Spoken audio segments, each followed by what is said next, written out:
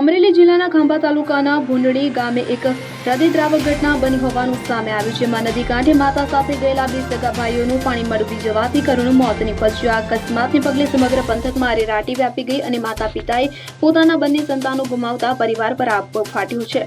મળતી જાણકારી અનુસાર ભૂંડડી ગામની નદી કાંઠે માતા કપડાં ધોવા માટે ગયા હતા. તેમની સાથે તેમના બંને પુત્રો 10 વર્ષીય રુદ્ર નાજાભાઈ મહિડા અને 8 વર્ષીય પાર્થ નાજાભાઈ મહિડા પણ હતા. ત્યારે બંને બાળકો નદી કાંઠે રમતા રમતા ઊંડા પાણીમાં ઉતરી ગયા હતા. બંને બાળકોને ડૂબતા જોઈ માતાએ બૂમાબૂમ કરી મૂકતા સ્થાનિક લોકો તાત્કાલિક ઘટના સ્થળે દોડી આવ્યા હતા. ગ્રામજનોએ ભારે જહેમત બાદ બંને બાળકોને બહાર કાઢ્યા હતા અને 108 એમ્બ્યુલન્સ મારફતે સારવાર અર્થે રાજુલા હોસ્પિટલ ખાતે ખસેડ્યા હતા. જોકે હોસ્પિટલના ફરજ પરના ડોક્ટરોએ તપાસ બાદ બંને બાળકોને મૃત જાહેર કર્યા હતા. આ કરુણ ઘટનામાં મહિલા પરિવારે પોતાના બંને પુત્રો ગુમાવ્યા છે.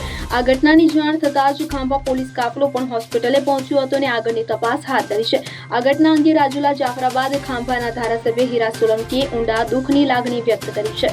Mehul Trivedi, CN24 news Amreli. હવે જુઓ દેશ દુનિયાની તમામ ખબરો તમારી આંગળીના ટેરવે. ઉઠાવો મોબાઈલ અને Google Play Store પરથી ડાઉનલોડ કરો અમારી CN24 ન્યૂઝ મોબાઈલ એપ.